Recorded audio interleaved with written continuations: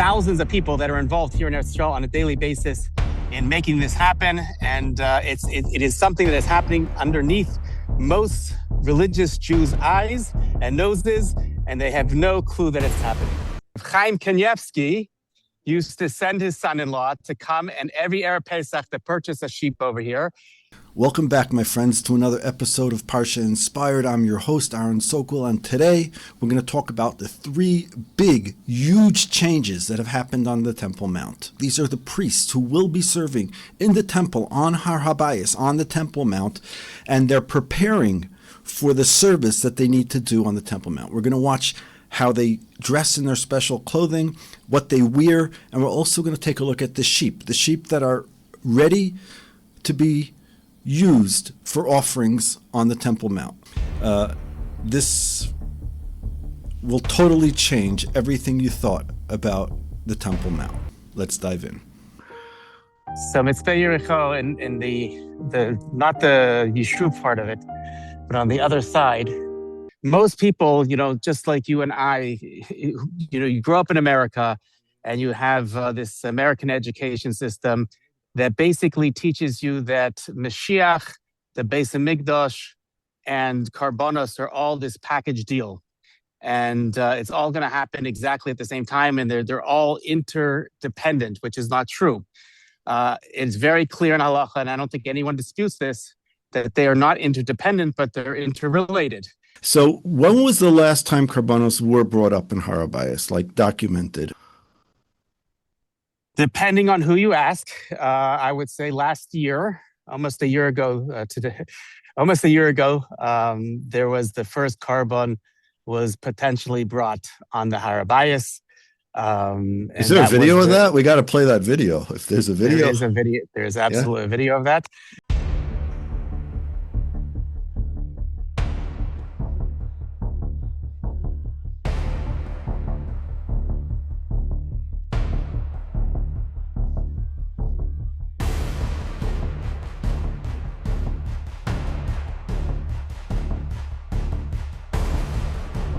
Okay. It was done on Yontev. It was videoed by Arabs. The carbon was the carbon on Shavuos of the Shtei Alechem. And yes, I remember that story. Yes. And so there's a dispute whether it was done correctly, whether it was when they was Yotze doing it or not.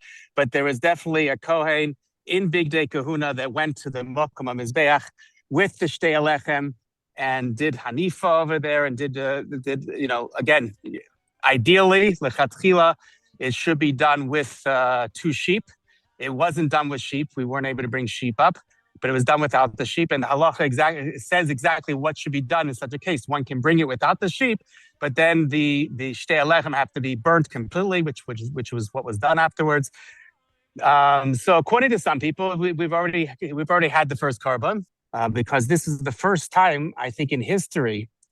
There was a short period of time, maybe a couple of days, during right after the 6-day war, after the liberation of Jerusalem, that we had complete sovereignty over the Mount. But this is the first time since then, and definitely previous to that, that we have shown complete sovereignty over the Mount, meaning the Mount was completely closed for over 40 days, in which Arabs were not allowed to go up to the Mount.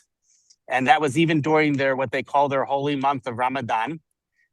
So we really showed sovereignty more than anything else, which is a huge step forward. People, I don't think I realize what incredible precedent that we just made by showing that we are the sovereign ones. It's not the Waqf, it's not the Jordanians, it's not the Arabs that are controlling this. It's the Israeli government that decides who and when people should be going up to the Temple Mount, how Jews should be going up to the Temple Mount, or anybody should be going up to the Temple Mount. So this is a huge step forward. This would have also been the easiest year, I think, in history for us to have brought the Korban Pesach. Since the Temple Mount was completely empty, nobody would have even noticed. They would have brought it up. They didn't. Again, so one of the confusions that many people have is they think we need to destroy the current structures that are on the Mount today in order to bring Karbonos. That's not accurate. The Mokum HaMizbeach is an area which is completely empty. It's completely, there is a question of whether the flooring is exactly the flooring. I'm not going to get into that. But it's an empty area. Nothing needs to be destroyed. You can quickly build a mizbeach, bring the karbanos, and like I said, nobody would even know better, the better. So it could have been done. Unfortunately, we weren't zocha this year. Rabin, we weren't able to do it. We did whatever was in. We did our shtadlis. We did whatever was in our ability. As we do every year, we prepare sheep and goats the week before. We check them for mumim. We have them. Them set with minuim, with chaburas, and we have them ready to go. We're not makdish them, but we have them ready to go. And you'd be surprised how many gedolim actually have been involved in this process. Some of which you would never have believed.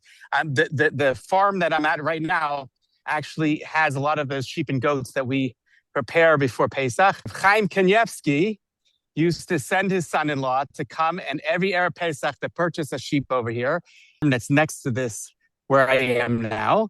Okay. And they have sheep and goats. It's owned by a very religious Erlich Yid, and he has his own farm and he has sheep and goats. And there are many great rabbis, including Reb Chaim Kanievsky, who used to purchase a sheep on Erev Pesach to be ready for the Korban Pesach. The Lubavitcher Rebbe famously after 1967, did not allow his Hasidim to be in Yerushalayim on Erev Pesach because he was afraid there would be chayav kares. Just to remind your listeners that there are only two mitzvahs aseh, two positive commandments in the Torah, that one is chayav kares for not doing. One is bris milah and the other is Korban Pesach.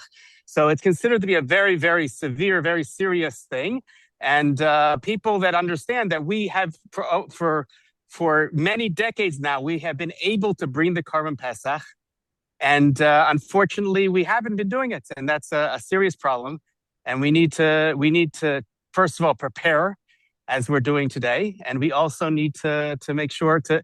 The bottom line is, if you want my opinion, is that there's no political will, because if the Jews were demanding that we go to we bring karbanos, it would happen. The government, the members of the government say, the Jews don't really care about it. Even the religious Haredi Jews, they're happy sitting in a base medrash learning Kodshim and Brisk. They're not really interested in actually bringing karbanos, so nobody's pushing for it. Now I've heard, and you could confirm this, that first of all, people when they fall in harabayas, they fall without a sheet underneath them. They go to complete falling down, and now it's legal to fall down on the floor completely. Is that correct? You're speaking about shtachavaya, prostration. Yes. Absolutely. So there is a question as to where that we know that there's an issa d'oraisa anywhere in the world to bow down directly on the ground, on stone. The exceptions are already a machlokas, what the exception is. Everybody understands that ishtachavaya is a mitzvah in the Beis HaMikdash, as one of the avodas in the Beis HaMikdash. The question is whether it only applies in the Azara or it applies on the Harabayas. And some people say even in Yerushalayim the Kudeshes. There are three different opinions. Most people paskin that on Harabayas today in what's called Machane Leviyah, one is permitted to do Ishtachavaya. And as you correctly stated, for already a year now, the Jews have been allowed to do, more than a year, maybe 2 years already, we're losing track.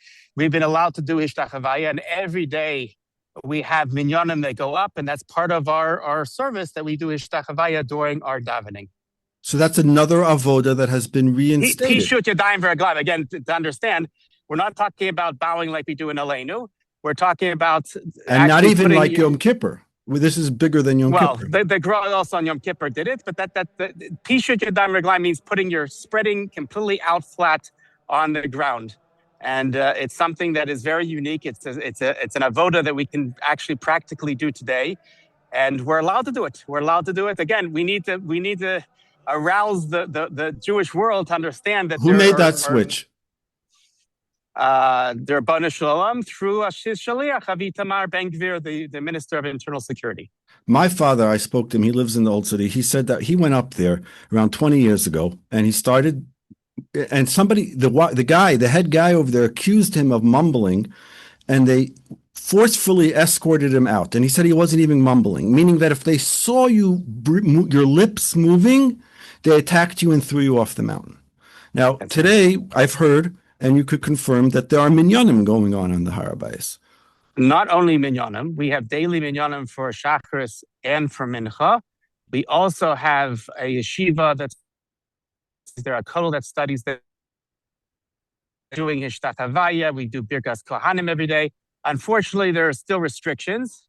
One is we're not able to go up with Talis and Tefillin. We're not able to bring a Sefer Torah up yet, but that's it'll happen very soon. It's something. Amazingly, this is something that blows my mind. That these amazing strides are being made, things that are earth-shattering. They're just revolutionary that are happening on the Temple Mount today. And the vast majority of the Jewish world, I'm talking about the from Jewish world, has no clue what's happening. They're completely oblivious to this situation. And that's what I always like to quote from the Gra. He says in the Pasuk, V'yakir Yosef es echov, v'hem lo hikiruhu, that Yosef recognized his brothers. They didn't recognize him. He explains that in the times of the Geula, that the Geula is going to be happening all around us and people are going to be oblivious to it. Indeed, the Geula is unfolding before our eyes and most of the world is completely oblivious. Okay, so now I have a mission. Be'ezrat Hashem, my next time I come to Yerushalayim, I will try to come to the minyan, and I'll speak to you and we need to clarify that in order to go up to the Har HaBayis, one has to be prepared. One has to go first to the mikvah, and when I say a mikvah, I mean a real mikvah. The way that most people go to the mikvah, Jewish men today in the world, is they do what's called Tfilas Ezra, and they go to a type of pool. It doesn't have to be a kosher mikvah, and it's not. This is the same level, the Raisa, as a woman going to the mikvah than when she has to go to the mikvah. So one has to go to a proper mikvah. Many people say a bracha ala tefillah when they go to the mikvah beforehand. They have to learn the halachas of chafifa, chatzitza, and make sure they're going properly and they're purified. Because if not, then it's considered to be a lav if they were to enter the Machane Levia. They also need to know that they cannot go up with leather shoes. Many people go up barefoot. You cannot go up with a walking stick or a money belt. One's not allowed to spit. There's all sorts of interesting halachas that most Jews are not familiar with. Where is these posted? This is brought down in the Gemara. I understand, but if the audience wants to find out how to get up onto Har HaBayis and join this minyan, there are people listening who will be interested in going there when they come to Eretz Yisrael. Or they live in Eretz Yisrael. They say, "Yes, I'm going to take a day off. I'm going up to Har HaBayis." So I would recommend they do it with someone who goes and knows what they're doing. And the most important thing is they need to know the gvulos. They need to know where they're allowed to go and where they're not allowed to go. Why is that important? Because there are, and this is the confusion that many people make, there are areas of the Har HaBayis today, according to almost all opinions except for the Ravid, according to all opinions, is a chiyuv kares if one goes into the area of Machane Shechina, the area of the Azara. So one has to be very careful to know exactly where one is allowed to tread and where one's not allowed to tread. So I would recommend, especially for someone who's going for the first time, to connect with someone who is knowledgeable about these things, who could educate them about going to the mikveh beforehand and where they're allowed to go, where they're not allowed to go, what they're allowed to do, what they're not allowed to do. And the truth is, if you go up and you look Jewish, they're going to put you with a Jewish group, and there's a specific pathway that they allow you to go, the police allow you to go on, and you're not going to have any problems. But if you don't look Jewish, you may be considered just look like a tourist. So unfortunately, they allow tourists to just go anywhere on the mountain to areas which they're not allowed to go into, and that could be very problematic. I also want to mention, if I may, one other thing. You mentioned before, and this is huge. The lack of national pride that we are lacking in the Jewish people. I'm not sure if you're aware of this. The Knesset, our parliament, is located on land which is claimed by the Greek Orthodox Church, and they actually pay the Greek Orthodox Church rent every month to use this land.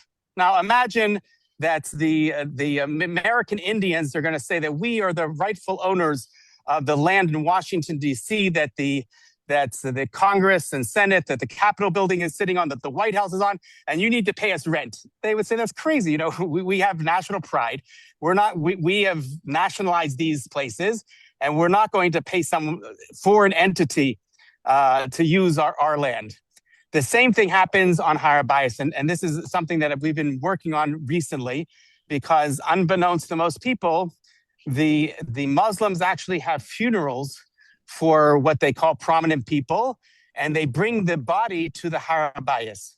Now, there's a little shelf that's right outside of the Al-Aqsa Mosque on the southern side. By the way, the Al-Aqsa Mosque is not on the historical Har HaBayis. It's an extension of Hardus, but they bring the body over there. But sometimes when the body is being transported afterwards to a cemetery on the other side, or there are some bodies that are actually buried on the Har HaBayis, what they do is they bring it up to the Kipat HaSela, to the Dome of the Rock, and that is the Machane Shechina. According to all opinions, that is also for that to happen.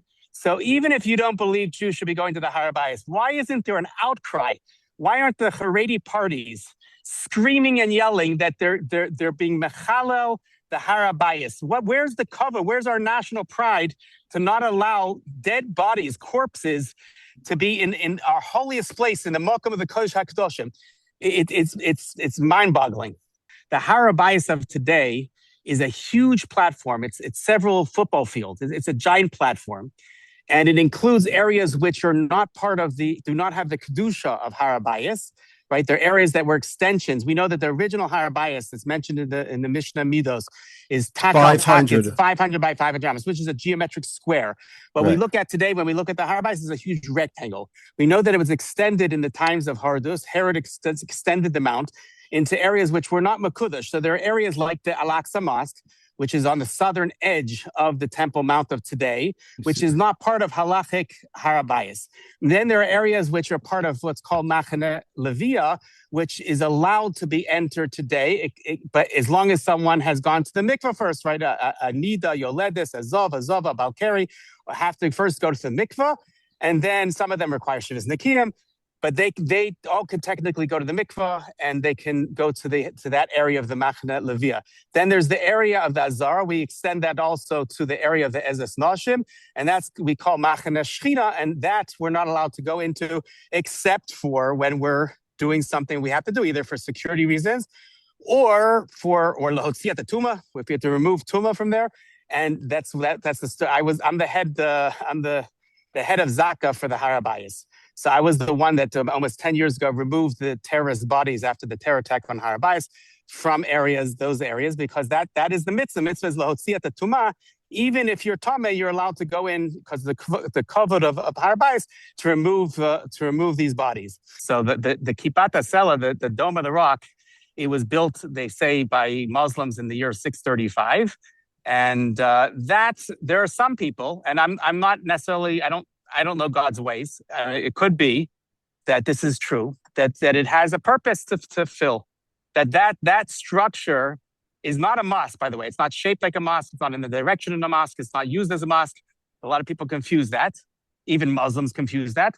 But you should know that structure protects the Makom, the holiest place, the Makom of the Kodesh HaKadoshim. So maybe there's a purpose. Maybe the Baruch wants that structure for now to be there, in order to make sure that people don't just accidentally wander into areas like that they shouldn't be in, the place that only the Kohen Gadol was able to access one day a year on Yom Kippur. It's not a place for tourists just to walk through and hang out. So perhaps that structure is in a way protecting that holy site. So I'm not somebody, I can't claim to know God's ways. I don't know what the purpose of the structure is, but I know that right now it is fulfilling a certain purpose. And when the time comes that it's not meant to be there anymore, but there's a lot of what's important to point out is that there are a lot of stages that need to happen before we can even discuss the structures on Har HaBayis. Like I said, we can already start bringing karbonos without touching any current structures. We can already start raising awareness. We can stop the chil Hashem of corpses being brought up to the makom of the Kodesh HaKadosh. There are all sorts of things that we could be doing now. Just we need to raise awareness, and we have to create a real desire within the Jewish community to make change. Unfortunately, many people think that Chodesh is awesome in a Torah, and since this is what has always been done, so we have to continue doing the same thing. And they don't realize that the reality that we're living in now is completely changed from the reality that we have lived in for 2,000 years of gold. To see the Mizbeach, could you give us a look at? Sure. First, I'm going to show you the sheep. I don't know if you can see this. Okay. Can you see our sheep over there? Oh yeah, I see. Very nice. Wow. Okay, so those are some of our sheep. And those are scheduled to be korbanos. That's what it's for. Again, we're not makdish any of the animals, but because there's problems in the Elah if we're makdish them. But we have things that are set aside and ready for if we need them to go. And this is so they don't have ear tags in their ears. And no. Right. And this is the mock mizbeach. This is the mizbeach. It's not a kosher mizbeach, but it's in the proper size and is being used right now. There's actually a kohen inside over there that's getting dressed in the Big Day Kahuna and is preparing for the reenactment in order to train a new group of. Could we get closer? Could we speak to? Could we see what's going on? I can get closer. I don't know if you can speak to them because they're in the middle of a class, so I don't think. There's a whole class of Kohanim inside of the Mizbeach. Correct. Well, right. It's just because we're in the middle of the desert, so it's really hot. Okay. And therefore, it's a hollow structure, so they're inside in the middle. That this is where they get dressed, and this is where also they do some of the training, where it's shady and cool. But we can definitely go over there. That's amazing. This is unbelievable. I'm so privileged to have you on and showing the audience around the world how ready we are getting here in Eretz Yisrael. We really this is spectacular. I know this has been going on for years, and I've seen possibly clips on it, but in the context of what's going on right now with the past year of being able to go up to Har HaBayis and be able to do a shtachava and to have minyanim, and someone even brought the shtei alechem, you said. So this is wow. This is a pretty amazing. Like I said, it is revolutionary. It is mind blowing. If you realize that this is a change in reality, and unfortunately, the hashkafa of a lot of the Jewish world is to ignore the reality and to just because we have the Har HaBayis for decades, and just because we have access to it and we could do the avoda, we could do. Who says what do the Gedolim say? And unfortunately, most of the Gedolim are completely silent when it comes to this, or they say things which seem to be negative in the other side, and therefore it's not moving the way we would hope that it would move, but it's moving nonetheless. Here, let me turn this over. Wow. So here we see people dressed in what looks like Big Day Kahuna. So what is the white hat? That's called the mitznefes. What is that called? The mitznefes, yes. The mitznefes. Okay. And right now they're practicing some of the avoda inside. They're going over the whole process of the karbanos. Again, this is the actual mizbech. In fact, if you want, I can walk you up. Yeah, sure. On top of the mizbech. And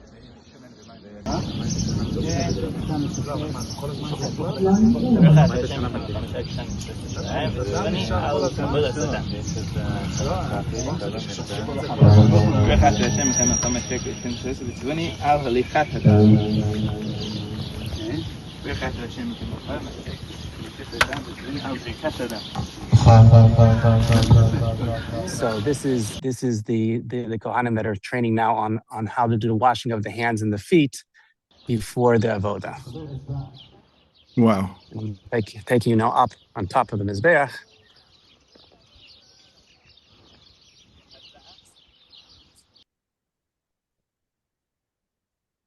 And here we go. These are the karnos mizbeach over here.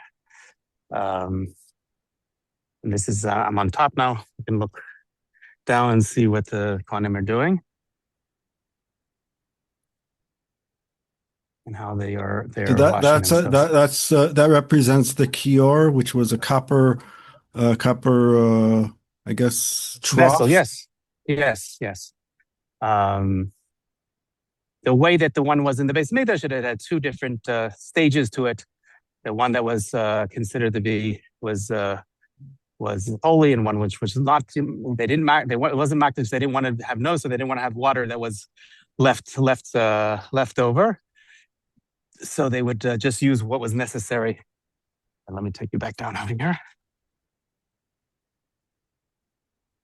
So do they own their own outfit, or it's part of the Mechon?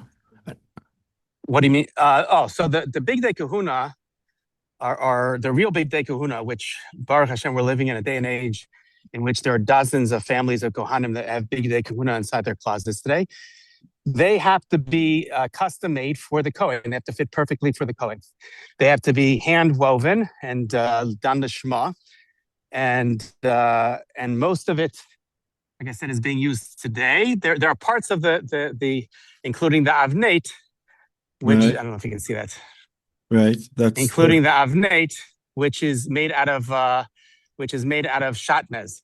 So that you're only allowed to wear in the Beis Hamikdash when you're doing the avoda. You can't. Otherwise, it's an issur d'oraisa to wear shatnez. Had it in last week's parsha, and therefore they have a training avnet, a belt that doesn't have shatnez in it, and they have a real one. So the real one's used for when they go up to the Beis Hamikdash, the washing of the hands and feet. That's what they're going over now. Now, is there he's also taking pictures. So is this something that goes on every day, or it's once a month or something? How often? So we usually have once a week. We have a training session for new Kohanim. Again, this is the basic course for new Kohanim that have not had any experience with it previously. And there are more advanced courses afterwards that deal with, that's when we start using the real live animals, because it's very expensive to use live animals. So we want to make sure that people get the basic course done before they advance on to the more advanced stages. This is the basis of the book that I'm writing, that's called Practical Geula, a step-by-step guide to the final redemption, that goes through all the different amazing, half of the book is going through all the different amazing projects, because there are dozens and dozens of these projects that are going on every day here in Eretz Yisrael. And these are all connected to the Geula. And like I always say, the Gemara, I say Al Pi Drosh, I'm not suggesting the Gemara has changed, but the Gemara says famously that there are certain questions that are asked of a person after they pass away. And one is, Ha'im Sapisa Yeshua, famous sefer that was written by the Chavetz Chaim, highly recommended. Have you waited for Mashiach? Did you anticipate the Geula? Anticipate, yes. That's a better way of phrasing it. Instead of, did you wait for Mashiach? Yeah, you waited, but did you anticipate it? No, so I go a step further. I say that, for 2,000 years, there was really nothing else that could be expected. That was the question that was asked, because what else could you expect from someone who's living in a ghetto in Europe, besides to open a Sefer Tehillim and daven that Mashiach should come, that the Geula should happen? Today, I think that the phrase has changed. Again, I'm saying Al Pi Drosh. I'm not saying it actually has changed. But instead of Ha'im Sapisa Yeshua, did you anticipate the Geula? It's Ha'im Pa'alta L'Geula. Did you do something to make it happen? Today, there are practical, concrete steps that can be made to bring closer and hasten the Geula. And again, there are dozens of projects, thousands of people that are involved here in Eretz Yisrael on a daily basis in making this happen. And it is something that is happening underneath most religious Jews' eyes and noses, and they have no clue that it's happening. I want to read to you, just take 30 seconds. The Sulam Beit El is the introduction to the Siddur HaYavitz, and he writes, Rabbi Yaakov, the Yavitz writes over here that when you daven, you have to face Jerusalem. And he says, "V'inu liskar Yerushalayim shenis loimer, shelo yaspek haroshim v'haremez shanu oisim lezecher ledugmo lesimona ba'alma." It's not enough to just face Jerusalem. Elahecha dulayefshe, when you can't, it's only, the reason why we face Jerusalem is because you can't go there. Oz then, because we can't go to Jerusalem, so we face Jerusalem. It only helps facing Jerusalem if you're an Einus. That means it's impossible. Gomor ubishas, that you can never go. Every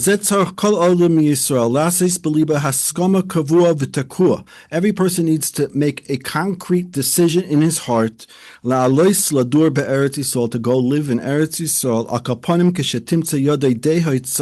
as long as you could afford the trip, and some type of tzas, a really small amount of parnasa, in bederach malacha, working with your hands, or eza masa o matan, or business, or lekabel, kedei liyashiv ha'aretz ha'kdosha shmoma b'li bina, l'shtoikek liyazoche l'spal sham lifnei hechel melech afal pi shechorov loizoza shchina yimeno. And then he goes into 12 pages blasting and showing how even during the time of the exile, Reb Zera and many other Amorim traveled and went through tremendous pain and sakana and danger and came to live in Yerushalayim and in Eretz Yisrael. And today that we have the opportunity to go up to Yerushalayim and to go up to the Har HaBayis, who wouldn't?